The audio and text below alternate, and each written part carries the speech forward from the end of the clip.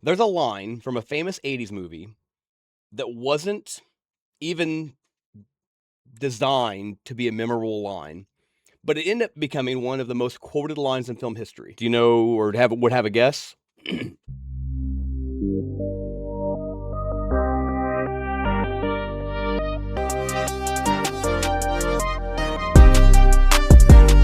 Hello, everybody, and welcome back to Rabbit Hole Roulette. I am your host, Matty P, alongside my co-host, Tony O. Welcome back to Season 2. It looks like we have two topics left. Both, I believe, belong to Tony O. They do. We have Oops, That Became Iconic, and you know the movie, but not the story. Without further ado, let's go ahead and spin that wheel and see what we got today. I secretly hope that one of them is about Britney Spears. They're your topics. Oh, that's right. Never mind. All right. 3, 2, 1. Spin that wheel. Move that buzz. Waiting for somebody to comment to know what that saying's from. Oops. Oops, that became iconic. Oops. When something went wrong and somehow ended up being remembered forever. The oops, that became became iconic. Mm-hmm. So there's a line from a famous 80s movie that wasn't even designed to be a memorable line, but it ended up becoming one of the most quoted lines in film history. Do you know or would have a guess? While you're thinking, pondering, I can see the gears turning there. You're buffering. What's interesting is it wasn't rewritten to be catchy. It wasn't some last-minute script change. It just kind of evolved into how it was performed. I don't know. There's so many quotable lines from the 80s. I mean, you could all be back. We're going to talk. We're going to talk about a few of them. Yeah, we're going to talk about a few of them. So this one specifically, as it was written, well, let me just tell you the line itself, how it's said in the movie. Uh-huh. So the line is this: I feel the need for speed. Top Gun, right? Yep. Do you know how it was originally designed to be said in the movie? Mm-mm. I feel the need for speed. Oh, that's it? That was it. That was the script line that Maverick or Tom Cruise should have said during that scene. It was nothing big, nothing catchy. It was just a more normal, standard military flight school banter. It wasn't supposed to be a catchphrase. Interesting. But what made it famous wasn't that it was a rewritten for the script. It was how he delivered it. It was that timing and the repetition, along with the energy of that scene, and how the editing really emphasized that rhythm. So again, instead of I feel the need for speed, it became I feel the need for speed. Mm-hmm. And that repetition kind of gave it that punch. You know, it was that more punchy, catchy, I don't know, style now. And but I said that so many damn times in the military, doing stupid stuff on the aircraft carrier, or even in Japan, on my time in Japan. And it was nowhere near as cool, but that's kind of what this was. So the main thing on it, once this was said, the movie was, being filmed, nobody looked at this and said, you know what? That's going to be a quote that's going to live forever. Nobody. It became iconic because audiences latched onto it because of the rhythm, right? And the way it was performed, it gave it, again, that punch. And that stuck with the culture, basically. Yeah. So that makes me think, how many things out there in real life really sound more way dramatic than they actually are just because of how we say them? Can you think of anything like that? What about accidental greatness? Accidental greatness. You ever heard that term? No. That's another good one, right? So you're great, but you have an accidental greatness about things. And it's one of those, again, a saying that is just kind of punchy, that basically is, people remember that. If you've ever heard it, apparently you've never heard that. I've heard that quite a lot growing up as well. You want to be good, not just good, but you want to be great. And then you have those moments where you accidentally, display that greatness. And then it clicks in your head, oh, crap, I can do this. Because I just did this. Oh my God, I made a mistake, but it's okay. You can learn from it, right? Yeah. The first time you pull something off that you didn't think you could, and then you're like, oh, I could even do this again or do more. Yeah, I get you. Correct. And that's what, when I look at the culture, and not just movies, but in general, that is, or more with the saying, I guess I should say, that there's things out there that kind of stick. For me, another one in the military, not to give away all my military secrets, was turn and burn. It's just, let's just turn around and let's do what we got to do, right, and get to it. But when it's said in the context of, for us, again, in the military, we had our morning dojo or our morning meeting at 7 a.m. with, our ship's department, and to plan for the day, for our 14-hour day of, doing everything under the sun in our department, underway, supporting, military operations at sea, warheads on foreheads, if you will. And the crusty senior chief or master chief would turn to us and say, "All right, fellas, let's turn and burn." And it's like, he was so cheesy, but it was kind of damn cool. It was like, all right, I got you. I feel you. All right, let's do this. And you're just really pumped for it, right? It's that little minor motivational pep talk. So the need for speed. I feel the need for speed. What other lines are out there that you can think of that are really, really cool? I've got a few that I know of off the top of my head. I'm gonna put you on the spot. I'm gonna test your military knowledge, your movie knowledge. Sorry, not military knowledge. Oh, some of the more quotable lines from movies. Yeah. Oh boy, there's so, it's one of those where it's like, so many that when somebody puts you on the spot like this, you like can't even think because your brain can't filter out all of them you've heard. But I think one of the more quotable lines for me, if we want to stick with the Tom Cruise, was what was it called? Rolling Thunder, the NASCAR when he was in. You know what I'm talking about? Days of Thunder. Yep. Cold Trickle. Where his crew chief, where he gets hit by somebody out on the track, and his crew chief's like, He didn't bump you, he didn't nudge you, he rubbed you. And rubbing, son, is racing. Yep. That's a good one. Stuck out. What about Robert De Niro? Yeah, what? You talking to me? You talking to me? Yeah. You talking to me? From what, Taxi Driver? Taxi Driver. You talking to me? And that was improvised. So the entire mirror thing, he improvised all that. Yep. And and they kept it. Yep. And that led to psychopath being obsessed with Jodie Foster and shooting. What was it? Yes. Reagan? No. Yes. No. Yes. Yeah. Hinckley or whatever his name was. Yep. Not to give him some airtime, but yes. Yeah. He was a psycho. And then you get into like, you can get into Silence of the Lambs, right? The hello, Clarice, that sort of thing that everybody always quotes, which isn't exactly how what he says it. Yeah. It's how he says what he says. Yeah, it's probably not hello, Clarice, but yes, I know what you're getting at. It's that delivery, right? And that's what we're talking about here. Delivery that makes it iconic. Like Al Pacino's Scarface final standoff speech, where he's going off and everything. How'd he say that? In your best Al Pacino, how's he say? What's he say? God, I know what you're going to say. To do Al Pacino. Say hello to my little friend. Say hello to my little friend. Accent. It's really the way these guys deliver the line is what makes it iconic. And I think is what makes the difference. I don't think that you could put just any actor into one of these quotable lines and it'd be the same. Like nobody could do Schwarzenegger's "I'll be back" the way that he did.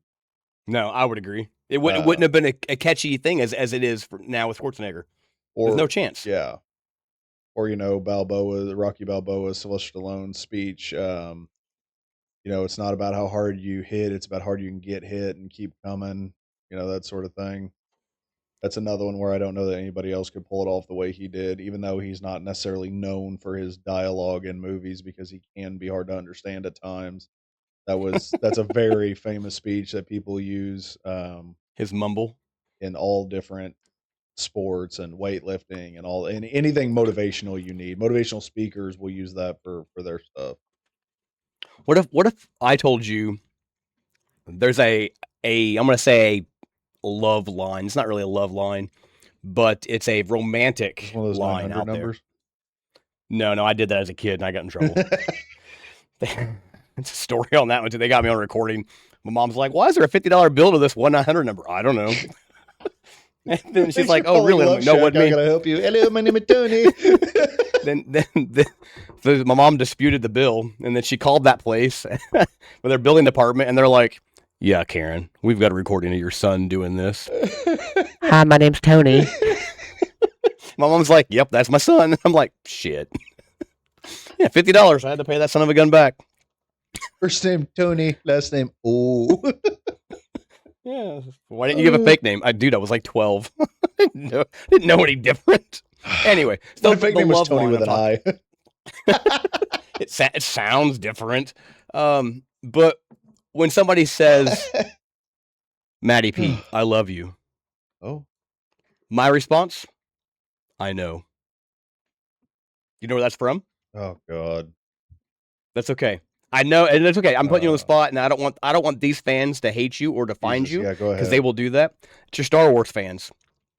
It's Episode 5, The Empire Strikes Back, when Han Solo's before he gets carbonated or whatever it is. Leia's he's I coming love you, I down, right? know. His elevator's Yeah. coming down, and Leia says, "I love you," Mhm. and he's like, "I know." And Yep. his little hands are like this or whatever it is, and he gets frozen. Yep. So I used to say that a lot, and then my wife would be like, get really mad at me, and I'm like, "Damn it, I can't do that no more." But you made a good point about the character or the actor saying the line. Mhm. What about specifically Jack Nicholson's in The Shining, Ooh. breaking through the door? Could anybody Here's else done that? Johnny. Yeah. Could anybody else have delivered with that it was improvised tone and energy. He knew what he was saying, but he came up with how he said it. You know, the first time I've ever watched that movie was like 2 years ago. Oh my God, what's wrong with you? First time I'd ever seen it.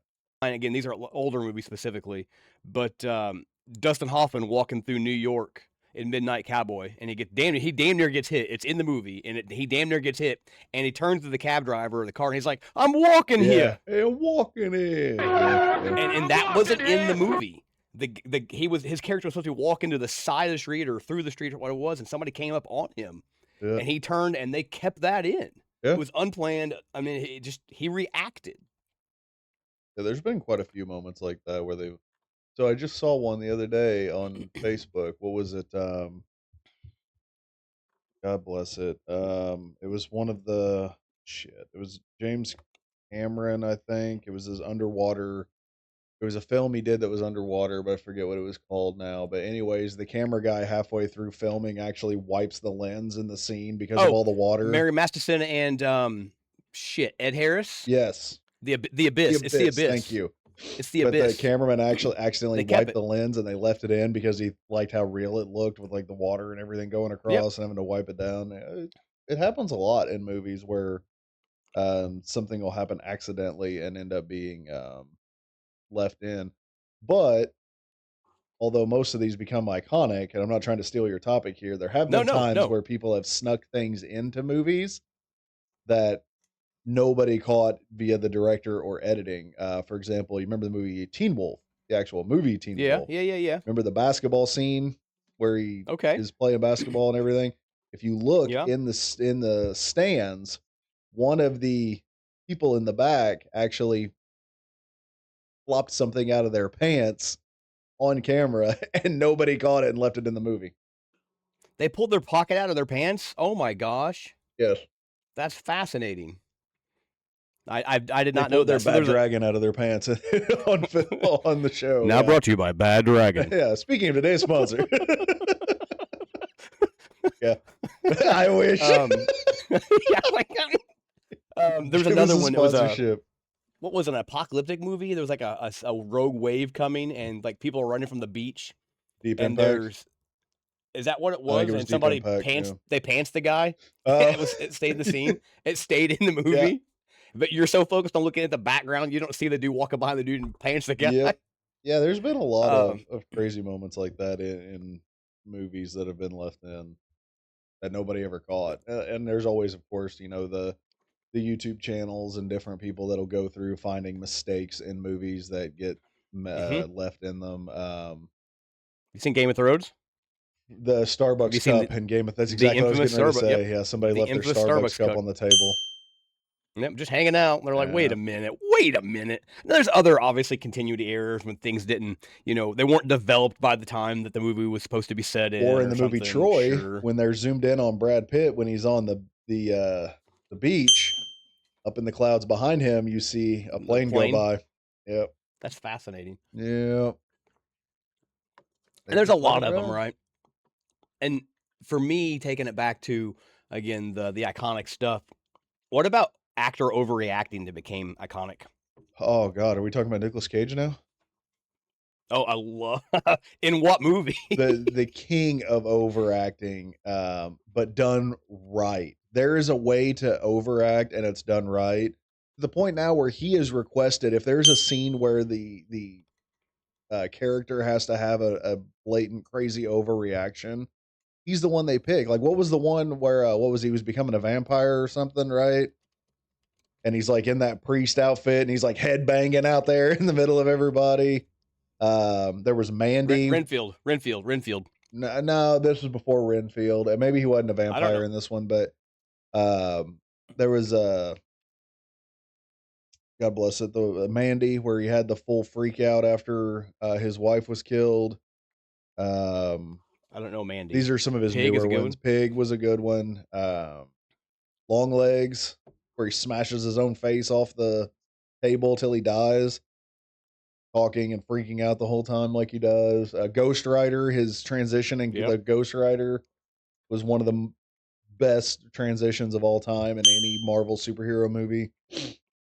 I'm surprised you went Nick Cage and you didn't go straight to like Jim Carrey as far as overreacting. Or overacting, I should say. So Jim Carrey does it for the comedic effect, right? Whereas Nicolas Cage does it because that's what he does. Yeah, that's what he's good at. But no, I mean, watch the outtakes for Liar Liar and some of the shit that Jim Carrey does. Man, he's hilarious. So the improv in a lot of those, and my wife and I just watched specifically a scene from This Is 40 with Melissa McCarthy. Oh, and they're talking to the principal and how she was able to just improvise all of that. And I saw the camera angle we were watching was the outtake. It was the extra camera or secondary camera that showed whatever her name was. Shoot, I forgot her name. And Paul Rudd, Leslie Mann, and Paul Rudd, and you can see their reactions to Melissa McCarthy's, just going off and almost on fire, and it makes it even. Obviously, the movie didn't see that. All that to be say good. Yeah. Now, when you take it back to the drama side of things, one of my favorite movies is A Few Good Men, and the courtroom scene with Jack Nicholson. So good. So it wasn't overacting; he was overreacting to basically sell that scene. Yeah. And his performance just continued to escalate beyond what was actually supposed to be there, just in the script alone.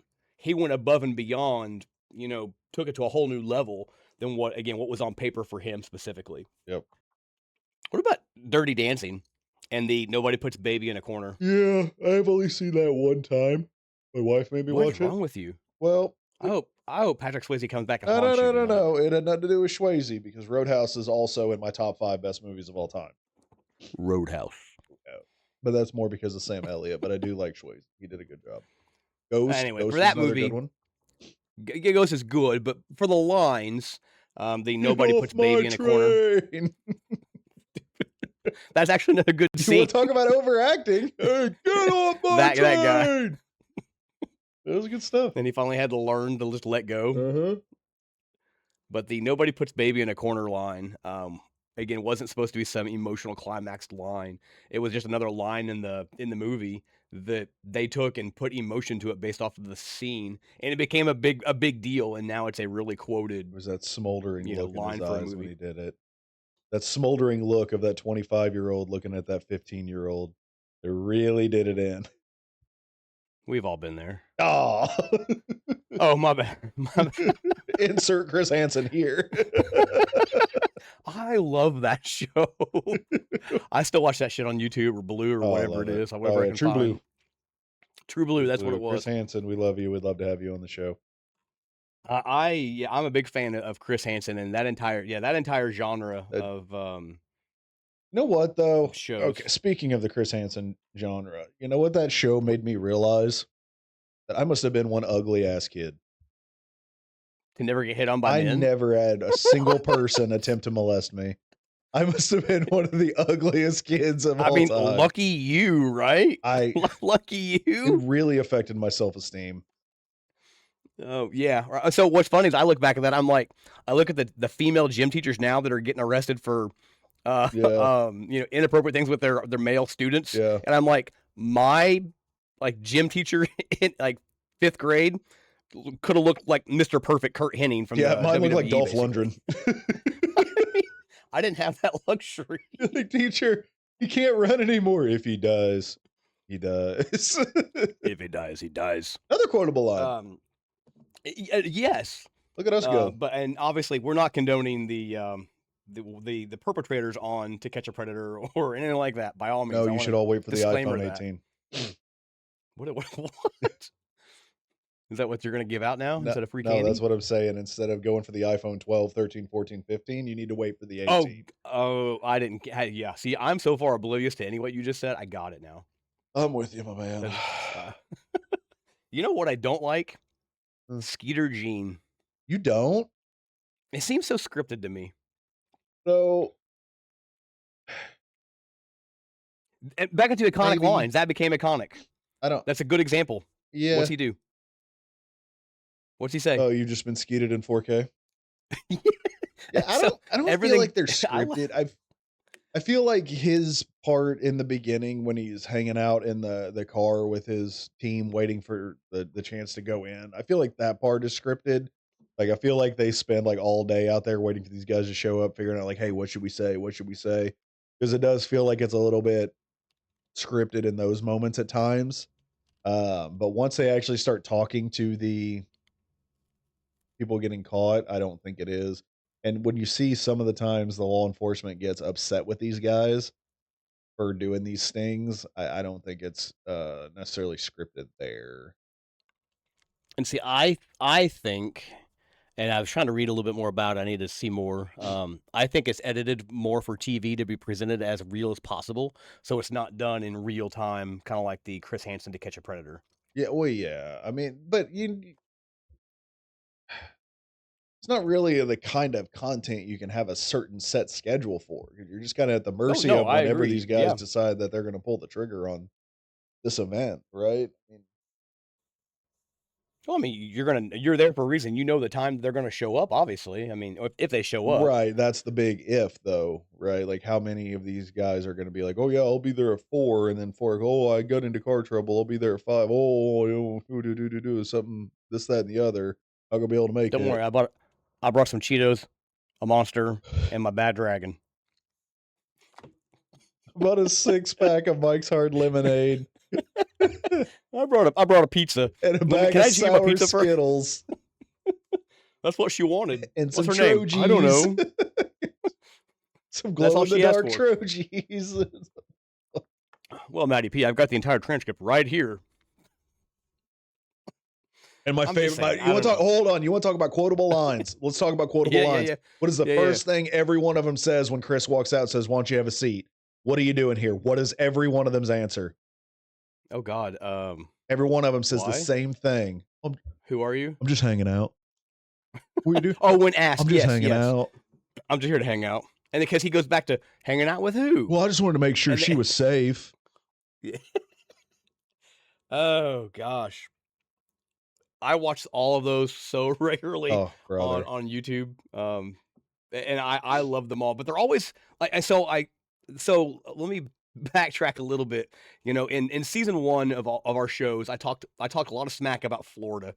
Oh, And because I'm watching this True Blue and this Catch a a Predator, lot of Florida. a lot of this happens in Florida. A lot So, of Florida. I to think be their fair, first episode ever of the original Was in- TCAP was in Florida.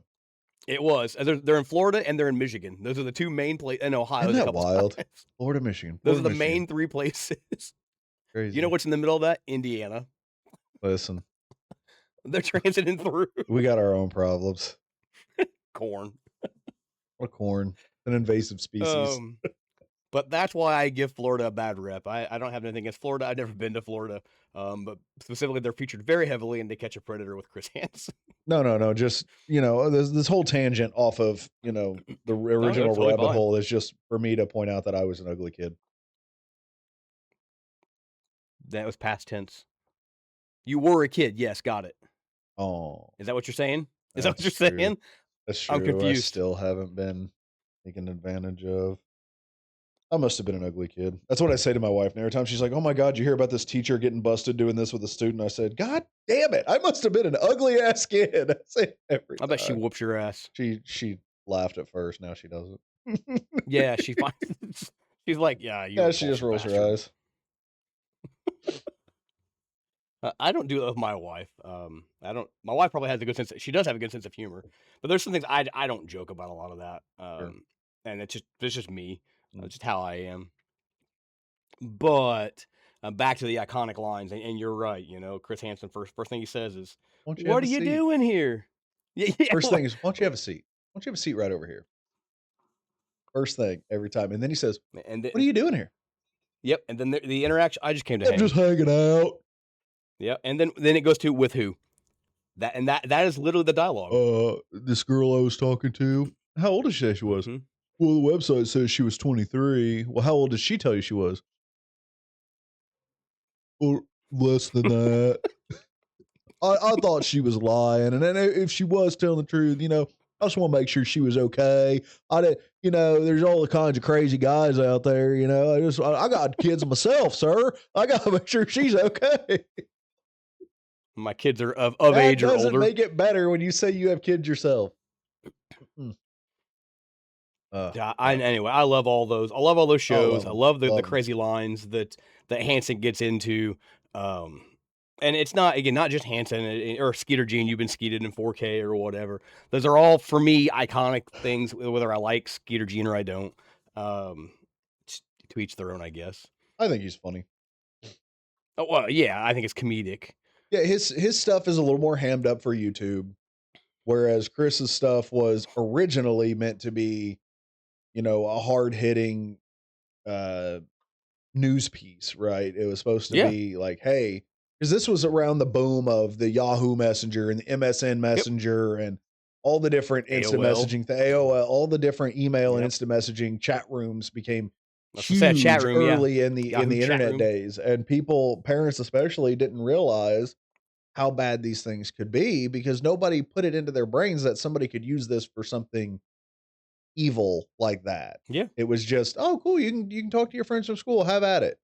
And fast forward, 20 years, 30 years, 40 years, whatever it has been now, I think 20 years since the original TCAP. You now have I don't know. people doing the exact same thing using the chat rooms in games like Roblox or Fortnite. Fortnite is another one where people can do it. I mean, it's just Minecraft if you're in public servers. I think was one of them. God, what would it have been in 2005, 2004, 2005, maybe earlier than that. I was playing an online game specifically, and there was a character that came up to my character in game that wanted to cyber in game for in game currency and money, and I'm like, what the? Get the fuck out of here! RuneScape. I want to go kill orcs. I want to go. No, I think it was EverQuest specifically. I want to go kill orcs or whatever, or bats or something. And this bitch is like, no, seriously, it was a scantily clad like dark elf, and I'm like, what are you? Your pixels are terrible. Get out of here! This is gross. Leave me alone. What is this gonna do?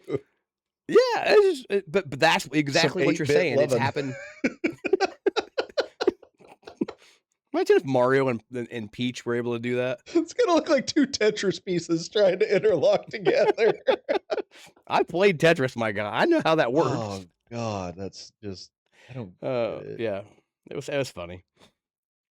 But all that to say, coming back around. Wow, we got way off topic today, and that is okay. That's what this is about, Welcome right? to the show. Yeah, we take it around. And we take stuff that was said or done in a show or a movie or whatever episode, and again, whether it's even a game, right? There's so much out there that's memorable. Some for bad, but a lot of it for good. Yeah. And for me, that's what this story was. Is more, there's so many things out there for the audience or for the rabbits to quote, and I'm interested. Again, I would be curious to know the Rabbits think on what is their most quoted line that they think is iconic. Yeah. Because there's, like you said at the beginning, there's so so many out many. there that you remember. And it's And it could be you've been skeeted in 4K. I don't know. and it's gonna depend on like who's your favorite actor or what's your favorite movie Yep. genre, because because like I could easily say one of my favorite quotes is Pinhead's "We have such sights to show you," where Yeah. or you opened the box, summoned us, you could go something as simple as that being your favorite quote, all the way to a Very full good Bill blown Bradley like quote. Very good. yeah, Doug Bradley. Doug Bradley, that's a Bill. Yeah, very good. All the way to like a full like 3-minute monologue out of a movie. Like a lot of people would say one of their favorite back and forth dialogues is out of The Notebook, right? The "what do you want?" No, what do you want? It's been memed on where people are like trying to ask your wife where she wants to go for dinner, right? And it's Yep. that skit, but it is a very popular skit. And when you first see the movie the first time, it is very it is a very good movie. It is what it is. The Notebook. Shoot me down in the comments if you want, but it is a good movie. No, I cried in it. Yeah, I mean, the first time you see it, it will make you a little emotional, and it's not the past stuff that happens. It's the old people at the end for me that makes me sad. When you Yep. find out, I'm not gonna Who they spoil it. are. Yeah. See, don't spoil that. You spoil No, everything that's too else. good. Yeah, I'm a pretty big spoiler. I really spoil movies from the 2010s. Start calling you Tom Holland. Yeah, no shit. Or what was it? The girl And that for played me, Arya in Game of Thrones that gave away the ending on Jimmy Fallon. oh, did she really? Yeah. I don't remember seeing that. Said something about her character dying or something like that on somebody's character dying on Game of Thrones, and Fallon was like, "Wait, what?" And then she was like, "Oh God!" Realized she I gave did it not up. know that. Yeah, it's I don't know how true it is or not, but I've seen the clip of it on Facebook 100 times. So I was watching an article, or I was reading an article the other day, and it turned into a news clip specifically of a comedian talking about a movie he did back in the 90s specifically. Mm. You may have heard of it specifically, Kazam with Sinbad.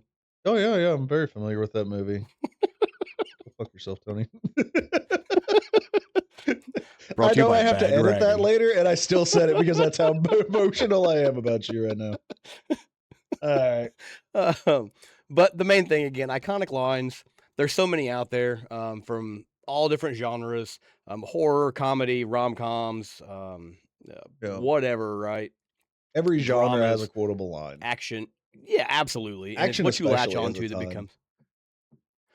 It's just really what stands out to the person, as you said, whoever their actor is or their favorite genre movie, that's going to stick to them, and you're going to use those lines. And for me, my biggest one, again, I grew up with I Feel the Need for Speed. I love that one.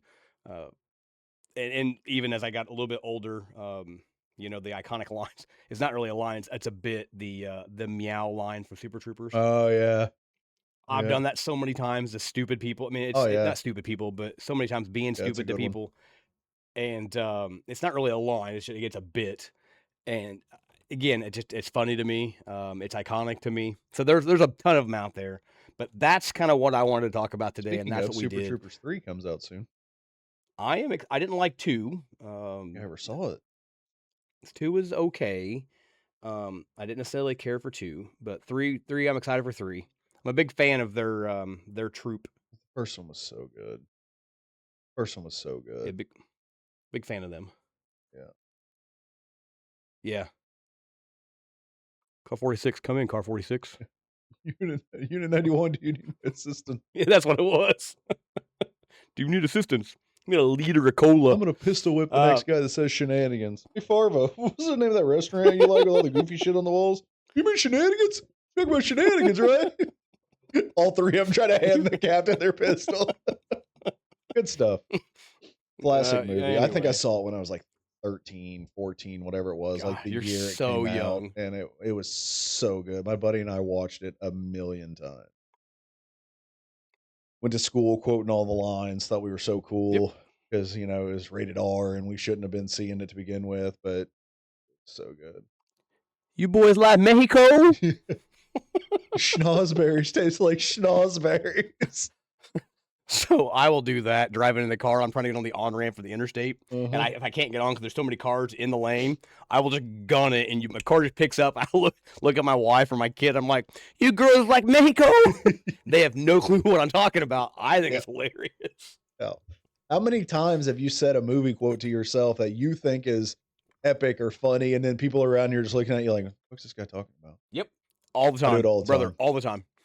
I have said so many different quotes, and people just haven't caught it. And I'm like, One of my favorites that I do at work currently is anytime Brian comes up and says, "Hey, you got a second?" I say, "For you, Brian, I got 5."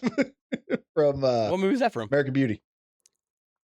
Oh, Kevin I don't know that one. Spacey before he gets fired, where his boss's name is Brad technically, and he's like, "Hey, you got a That's minute? very, very For fitting. you, Brad, I've got Very 5." fitting. And then he goes in there and he tells him that he's getting fired, and that's when he goes off and saying he's going to sue him for like sexual harassment and stuff, so he gets a severance package. I've only seen that like 1 or 2 Oh times. God, I back in, love like, that movie. 1999, I love that movie. whenever that came out.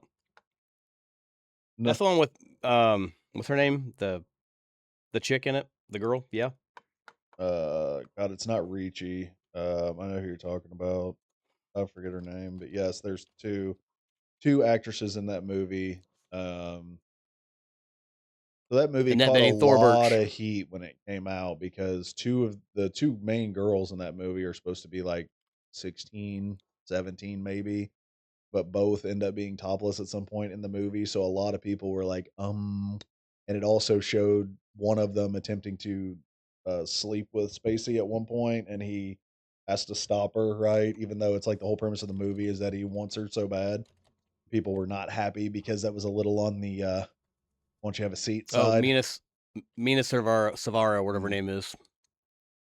That's the character. Yeah, specifically, it's Thora Birch is his daughter, and then Yes. Mina Savari. Yes, she's the blonde-headed cheerleader that he becomes obsessed with. That he sees like all the roses around her and stuff. That's the scene I remember specifically. Yes. Great movie though. In general, it is a fun. No, I just shouldn't say fun, I guess, but it to me, it's a great movie. I enjoy it every time I watch it. And I think it's because it's different. It's not your typical like. There's no happy ending. Like everybody's kind of miserable at the end of it, but that's life. You know what movie has a terrible ending? Hard Candy. You ever seen that? Yeah, that one belongs on the disturbing movie iceberg. The tip of it. Anyway, that'll make your belly hurt. Anyway, That was a rough one. The whole other topic. We've already covered that. Wrapping this one up. Again, for me, I like things that are iconic. And again, everything and anything can be iconic. And again, I feel the need for speed for me with the iconic line. Obviously, Matty P's is for you. I've got 5. Yeah. My favorite to do to people. You got a minute? For you, I got 5, and nobody ever gets it, and it makes me sad. I expect to hear that tomorrow. Oh, I hope. I hope. Especially if Brad happened to be the one to do it, because in the movie, I'm pretty sure the guy's name was Brad. He's like, for you, Brad, I got 5. Nobody ever gets it. Nobody ever gets it. It makes me sad. I'm gonna call in tomorrow. I ask for very little out of people, and I'm still disappointed. That's fair. We're a terrible It doesn't take species. much. And I'm gonna ask to wrap this up. Again, rabbits. Let us know in the comments. Again, your favorite iconic line. Let us know. That's my story. I'm sticking to it. Yep. Matty P. Finish up the show here for you. Well, if you guys stuck around this long, I hope you enjoyed. Feel free to subscribe so you don't miss the any of our new episodes. Hit the ring-a-ling-ding-a-ling bell so you get notified the minute they drop. Like, comment down below. I don't want you to miss a sponsorship by Bad Dragon. Yes, when that finally happens. Comment down below what's your favorite movie quote. If we missed it or if we got it. Be sure to check us out on Spotify. Check us out on the Facebook. Oh, and apparently MySpace might be making a comeback, so we might end up with one of those again soon. Most importantly, check us out on YouTube. Give us a share or like a follow. Yes, that sort of thing. YouTube is definitely our primary means non-source of income communication for you guys. Yeah, primary non-source of income. Put that on my tax form. Oh God. All right, well, I think it's going to wrap up this episode. Tonio, another fun topic. I enjoyed this one. led us down a couple was- different rabbit holes, but we ended up having a good time regardless. We always do. Always. I think that's going to do it for this episode. Got one more episode left of season 2. All right, rabbits, that'll do it in this one. Hope you enjoyed, and we'll catch you in the next one. Wednesday, Saturday, 4 p.m. See ya. Laters.